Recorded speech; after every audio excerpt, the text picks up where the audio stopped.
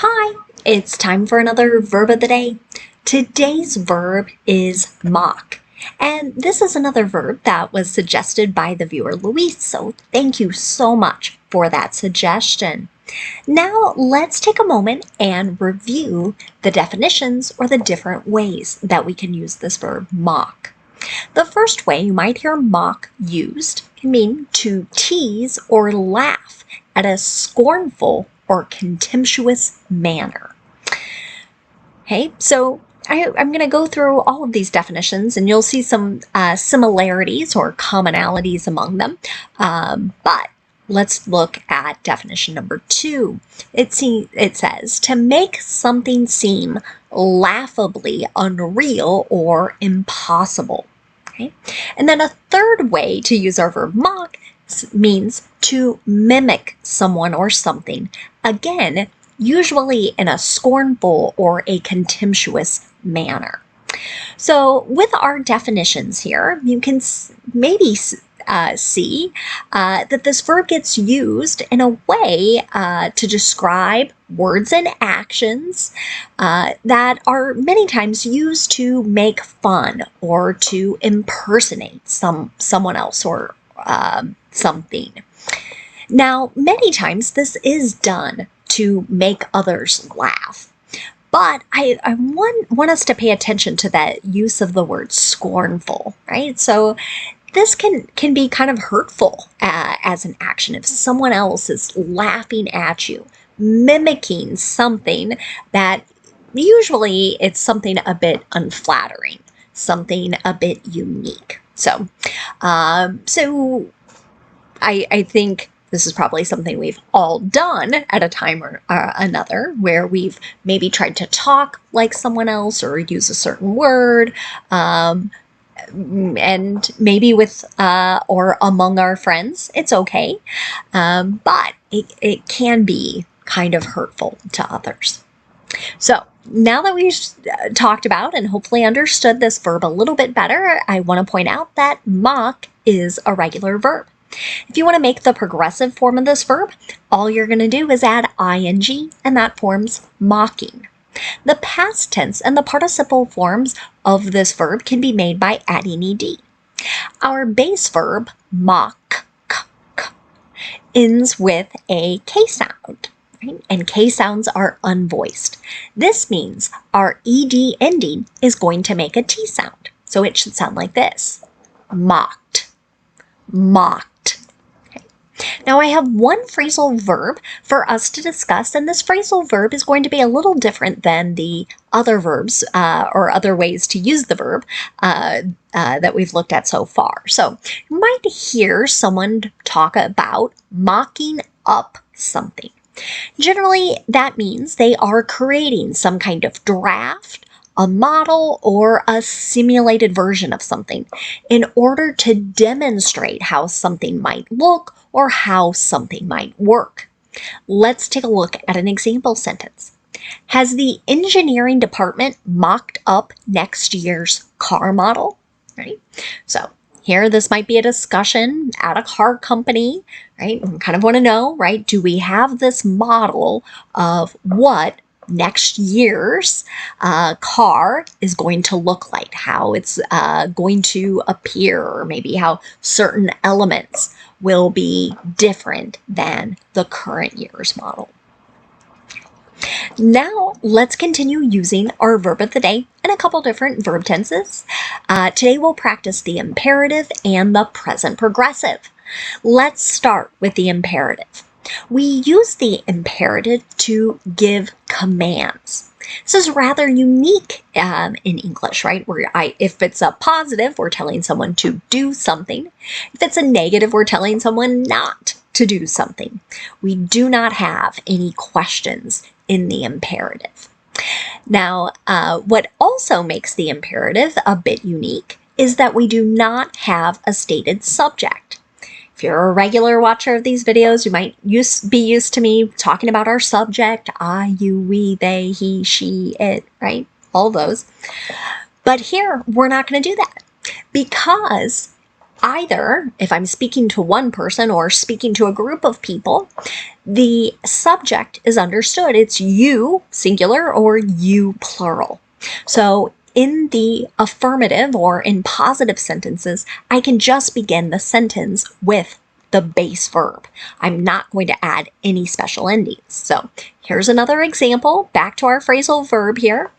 Mock up a pamphlet we can review at our next meeting. Again, this might be something where a supervisor is telling their marketing person, a designer of some kind, right? I want you to make something that looks like maybe what we've talked about so that we can share it with others, get their input, maybe get their feedback about how to make it better. Okay? Now, if you want to make a negative imperative sentence, all you need to do is begin with do not and then the base verb. You can also use the contraction don't and then the base verb. An example of this might be, don't mock your teacher's voice, right? This might go back to that third one. Generally a good piece of advice for children and really students of all ages. Be careful trying to mimic or sound like, right? That could be offensive. It might seem disrespectful to someone, right? If you try and sound like them. Now, let's move on and talk a little bit about the present progressive. Okay? We use this verb tense to talk about actions that are happening now. We also use it to describe actions that are in progress during a time period that has not yet been completed.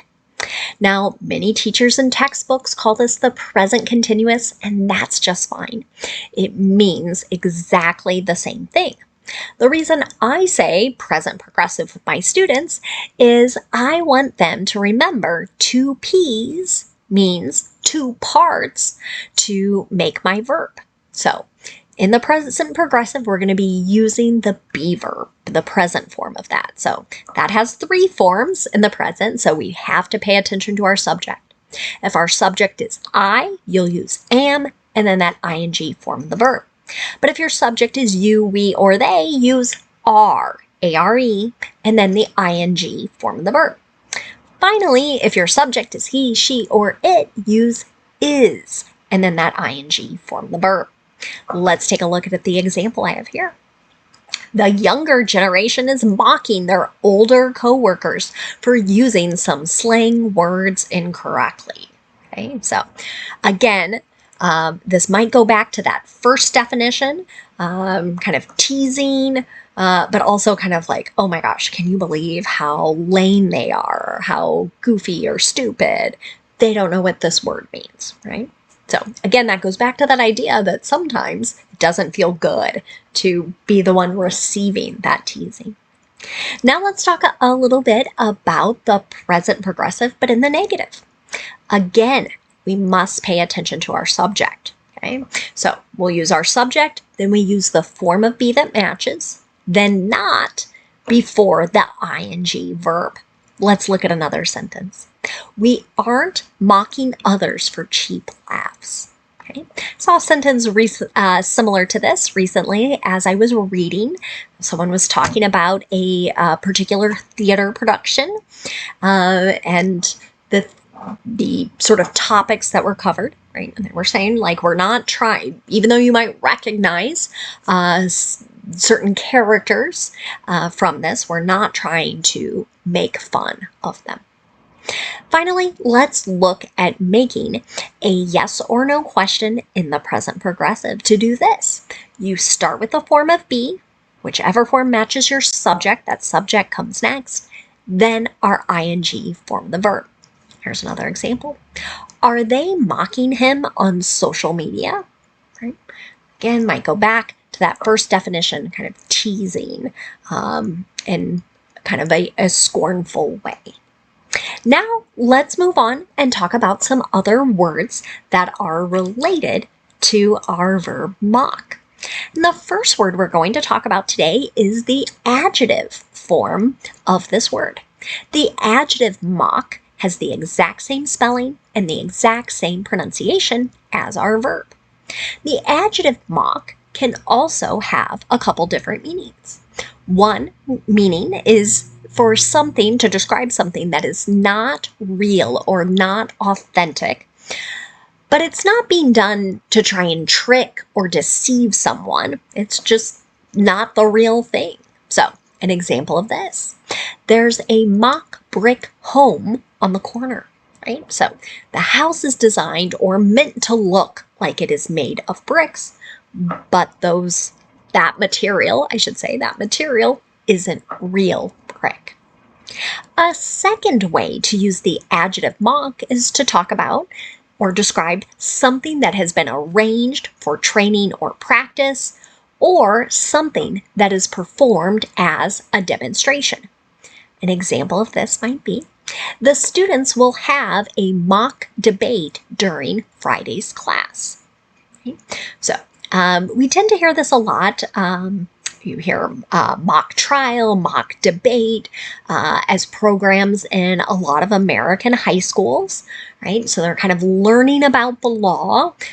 They're sort of training and practicing what might those things be like, and then sort of demonstrating their knowledge about a particular topic. Another related word you might encounter is the noun mockery. This can also have a couple different meanings. The first way to use the noun is to talk about teasing or contemptuous language or behavior that is directed at some person or something. An example of this: she was hurt by her classmates' mockery, right? So she's somebody who's receiving a lot of teasing, right? And can not feel so great. A second way to use the noun mockery can mean an absurd misrepresentation or imitation of something. So, example of this: that was a mockery of a hearing. The judge had already made up his mind beforehand. Right? So, if someone's using this, it's generally thought to be very strong language, right? To call a court proceeding absurd. Again, strong language, but in certain instances where someone thinks something has been really misrepresented, you might hear that noun used to describe the process or action. Another word that maybe you've heard before is a mockingbird. So this is a type of gray bird found in different parts of North America. And what's unique about this bird is it can imitate the notes or sounds that other birds made, right? So it kind of goes back to that last definition of our verb, that idea of imitating or mimicking another bird. So an example of this: the northern mockingbird is the state bird of Arkansas, Florida, Mississippi, Tennessee, and Texas. Okay, so again, just a type of bird. This name of the bird is also a part of a famous book title, and that book title has been turned into plays and movies. It might be another way you've heard that word used. One more word for us today, and this is a rather newer kind of word that exists: a mocktail. This is a type of drink that has been made many times with juices, herbs, soda water, but no alcohol. Now, many times it's presented like it's kind of a fancy alcoholic drink, but again, no alcohol. So I hope you can kind of see back to our adjective here: not authentic, not real, right? They have kind of taken that adjective mock and combined it with the word cocktail, right? And that's how we have this new word, a mocktail. An example of this might be, mocktails have become increasingly popular at both bars and restaurants. So, for many people, they choose not to drink, and they've kind of said, like, I miss going out with my friends. I miss being able to have something fun to consume with my friends who maybe do drink alcohol. So this has been an alternative, and again, kind of a growing market. Thanks again to Louise for suggesting today's verb. Thank you all for watching. I hope you have a great day.